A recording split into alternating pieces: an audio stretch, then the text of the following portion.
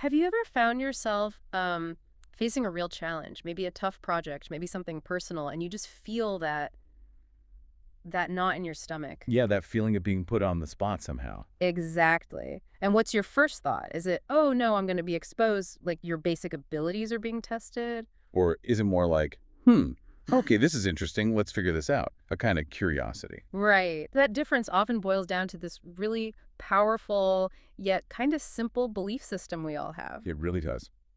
Welcome to The Deep Dive. We're the podcast where we take your sources, research, articles, interesting studies, and really dig into them to find the most valuable nuggets. And today, we're tackling a big one. Dr. Carol Dweck's work on mindset. You've probably heard the terms, but there's so much depth there. Absolutely. Our mission today is to unpack the real difference between a fixed mindset and a growth mindset and show you how this one belief can kind of ripple through everything, your personality, school, sports, work, even relationships. Yeah, get ready for maybe a few aha moments. Understanding this could genuinely change how you approach, well, almost everything. It's not just a nice idea, is it? This is backed by solid psychological research. Oh, absolutely. It's robust. Yeah. And while many people think they get mindsets, Dr. Dweck's research shows how subtle these beliefs can be and how they create these surprising blind spots in how we operate. Okay, so let's dive in. Fixed versus growth. We kind of have a general sense, but how does Dr. Dweck really define them? What's maybe a common misunderstanding? Great starting point, because it's easy to oversimplify. So a fixed mindset at its heart is believing your basic qualities like intelligence, talent, even personality are just fixed traits. You've got a certain amount, and that's that. Like you're dealt a hand and you just play it. Pretty much. Yeah. And this creates this constant urgency to prove yourself, to look smart, look talented, avoid mistakes like the plague, because any failure feels like it reflects badly on your inherent worth. Oh, okay. So the effort is about validation, not development. Exactly. That's the misconception. People might think, oh, I work hard, so I'm not fixed. But why are you working hard? Is it to prove you're already good enough, or is it to actually get better? That's the key difference. And the growth mindset just turns that completely on its head. Completely. A growth mindset is the belief that your basic qualities, your abilities, they're things you can cultivate through dedication, through hard work, through learning. So talent is just where you start, not where you end up. Precisely. It's about stretching yourself, embracing challenges, seeing effort as the path to getting smarter or more skilled. For someone with this mindset, potential isn't some fixed number. It's, unknown, unknowable, really. You can't predict what passion and sheer hard work might lead to. What I find fascinating is how Dweck even got onto this. It wasn't initially about mindsets, right? It was about failure. That's right. She was studying how people, specifically children, coped with failure. She gave them these really tough puzzles designed to be too hard. And what happened? What did she see? It was amazing. Some kids, faced with these impossible puzzles, got frustrated, sure, but others would literally pull up their chairs, rub their hands together, and say things like, I love a challenge. Wow. Instead of shutting down, they leaned in. Exactly. Some even said things like, I was hoping this would be informative. They weren't seeing it as a test of their fixed intelligence. They saw it as an opportunity to learn something. These kids became her role models. They showed that learning that challenge could be exciting, not threatening. Right. It makes you wonder what happens to that natural love of challenge that so many kids have. Often it's the fixed mindset that kind of dampens it over time. And it's not just a nice psychological theory. The science actually backs this up now, doesn't it, about the brain itself? Oh yeah, big time. Neuroscience shows the brain is much more like a muscle than we used to think. It physically changes and gets stronger when you use it, when you learn. So those connections actually multiply. They do. Tiny connections multiply and strengthen. This means intelligence, personality traits, they aren't set in stone. They can be enhanced, even in adults. It's not just nature or nurture. It's both working together. Exactly. As the neuroscientist Gilbert Gottlieb put it, genes need input from the environment to even work properly. Experience, training, effort. That's what shapes us. Our capacity for growth is way bigger than we thought. Okay, so if you believe your abilities can grow, how does that change how you handle, say, a really bad day? Let's use Dweck's example. Right. You get a C+ on a midterm, then a parking ticket, then your best friend kind of blows you off. How does the fixed mindset react? Oof. Yeah, for someone deep in a fixed mindset, that day feels like a personal judgment. Dweck found they'd report feeling like a reject, a total failure, worthless and dumb. Wow, they internalize it completely. Totally. Each event becomes proof of their inadequacy. They might think, my life is terrible, or the world's out to get me, and they're coping. Often it's avoidance. Like what? Like, why bother trying hard next time? Maybe study less, maybe even think about cheating. Or they might try to feel better by finding someone doing worse than them. Or just blame everything else. Like John McEnroe blaming sawdust for losing a match. Exactly that kind of thing. If failure means you're fundamentally flawed, there's no constructive way forward, is there? The problem is you, so you just try to protect yourself or deflect. It sounds incredibly stressful and limiting. So how does the growth mindset person handle that exact same bad day, C plus G ticket friend issue? It's a world of difference. Their internal monologue is more like, okay, C plus 2, I need to figure out a better way to study for the next test. Action-oriented. Right. There, yeah. Parking ticket. Got to be more careful. Yeah. Friend brushed me off. Maybe they're having a bad day. I should check in later. They see the events as feedback, as information. He's not as a verdict on their worth? Precisely. The C plus is a signal to change strategy, not proof they're dumb. Their coping is direct problem solving. Think about Jim Marshall, the NFL player who ran the wrong way for a touchdown. Huge public embarrassment. Oh, yeah, I remember that. Mortifying. Right, but he didn't crumble. He used it. He said it made him focus harder, become a better player, a better person. He learned from it. Or Jack Welch at GE, taking responsibility for a huge early career mistake and using it to reshape his leadership. They see setbacks as opportunities for growth, essentially. That's the core of it. It allows people to actually thrive during tough times because they're willing to take risks, learn from mistakes, and just keep working at it. This brings us to the idea of effort itself. You mentioned the fixed mindset sees effort almost negatively. Can you expand on that? It seems counterintuitive. It does, but it makes sense within that framework. If you believe abilities are fixed, then having to try hard means you mustn't be naturally talented or smart. Okay. The myth of the genius who does things effortlessly. Exactly. True brilliance, in this view, shouldn't require sweat, so effort becomes a sign of weakness, of inadequacy. This can lead to bright students actually holding back, not trying their best, the low-effort syndrome. Why? To protect the image. To protect the image of having innate talent. The fear is immense. If I really give it my all and I still fail, what does that mean about me? It feels safer not to try too hard. Wow. And the growth mindset just flips that completely. Totally flips it. In a growth mindset, effort is the hero. Effort is what activates ability.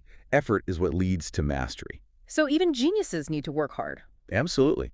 They appreciate natural gifts, sure, but they admire effort. Because effort is what turns potential into actual accomplishment, no matter where you start. Think of Seabiscuit. The racehorse. Yeah, the undersized, overlooked horse, with a team of equally damaged people around him. They won through sheer grit, determination, relentless effort. Or the violinist Nadia Salerno-Sonnenberg. Hugely talented prodigy, but she initially hated practice. Really? Even a prodigy? Yeah. But she realized that to reach her potential, she had to embrace the struggle, the fight that effort demands. She said, you have to work hardest for the things you love most. Effort wasn't a sign she lacked talent. It was the key to unlocking it. So these mindsets aren't just personal. They shape cultures, like in education. A fixed mindset teacher might write off kids, right? Yeah, you hear things like, well, some kids just aren't math people, or she's not really built for science. It closes doors. Whereas a growth mindset teacher... They'd say something like, okay, math is challenging, but let's break it down. You can get better with practice and asking questions. Think about those famous educators, Marva Collins or Jaime Escalante. Stand and deliver, right. The calculus teacher. Exactly. They worked in really tough environments, but had sky-high expectations and this unwavering belief that their students could meet them with hard work. They fostered a growth mindset culture, and the results were extraordinary. And you mentioned that brainology program. Yeah, great example. They taught adolescents how learning physically changes the brain, how effort builds new connections. And kids got it.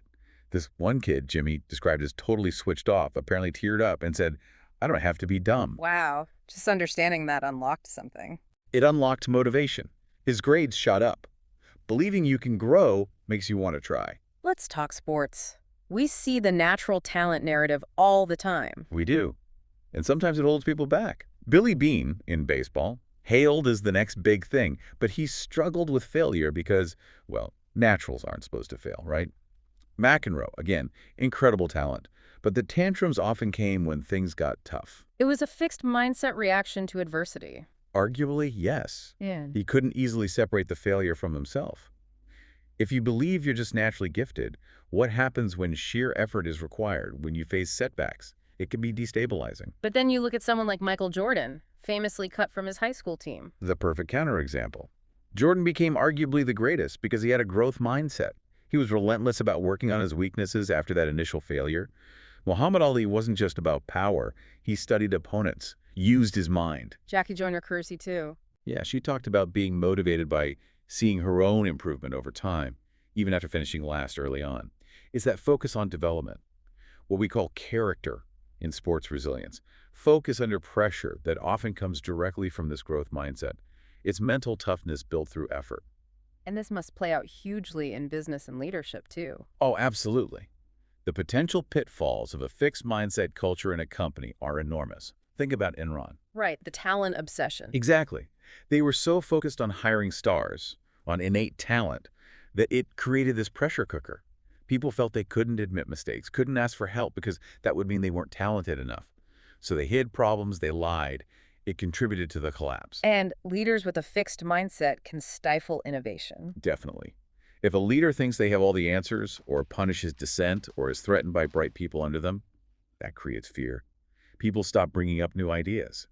The company stagnates. Yeah. David Rockefeller, in some accounts of his leadership, was seen as fostering that kind of environment at times. So what do growth mindset leaders do differently? The research on good to great companies is really telling here.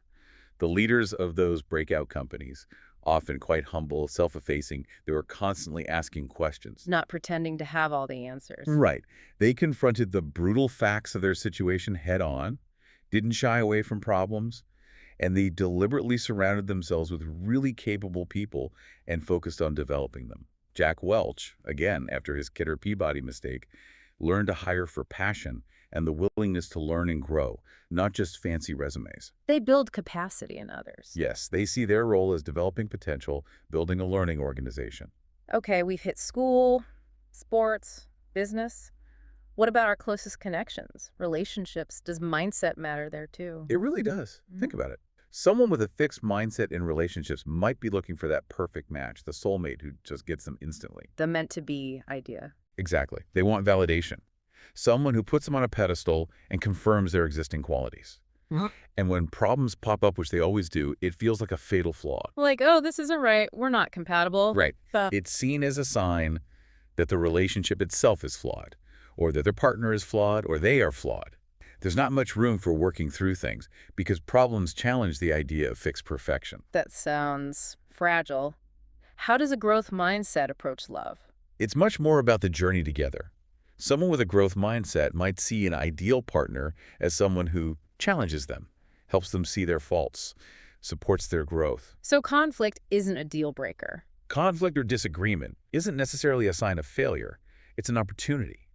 An opportunity to understand each other better, to develop communication skills, to deepen the connection through working on the problems. They don't expect perfection from themselves or their partner. They expect growth. Yes, they embrace the idea that both people and the relationship itself can evolve and develop over time. It seems much more sustainable, doesn't it? It really does. Now, the best part of all this research, I think, is the message that mindsets aren't permanent. Absolutely. That's the most empowering piece. Mindsets are just beliefs, powerful beliefs for sure, but they live in your mind. And you can change your mind. Just learning about the growth mindset can start that shift. It can.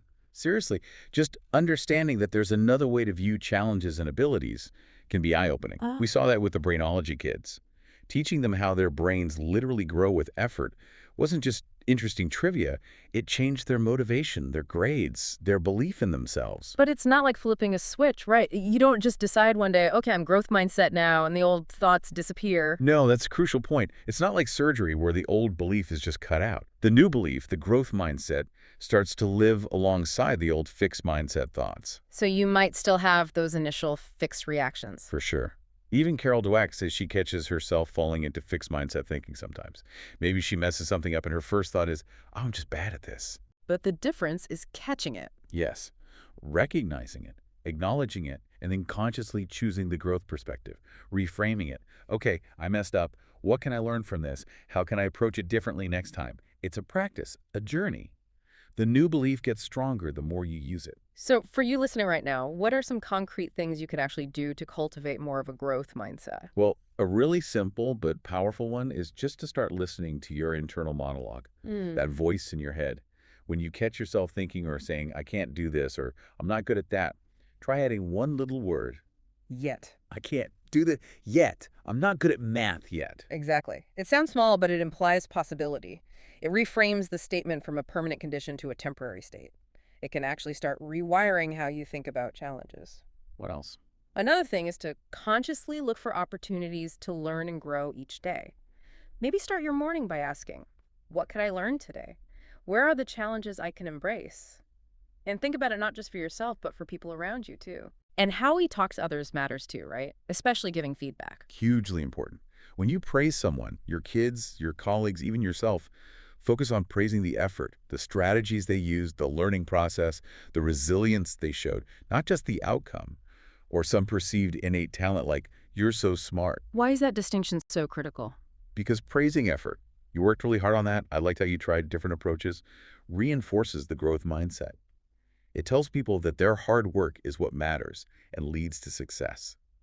Praising innate talent, you're a natural, can inadvertently push people towards a fixed mindset, making them afraid to try hard things later in case they fail and lose that smart label. So focus on the process, not just the person's fixed traits. Precisely. It builds resilience and a genuine love for the challenge itself. Okay, so wrapping this up, we've really seen today how this one core belief, whether you see your abilities as fixed or as capable of growth, just cascades through everything. Yeah, it shapes how you handle challenges, how you see effort, your success in school, sports, work. Yeah, even how you connect with people. And the really hopeful message is that choosing a growth mindset is possible, and it empowers you to keep learning, adapting, and ultimately thriving.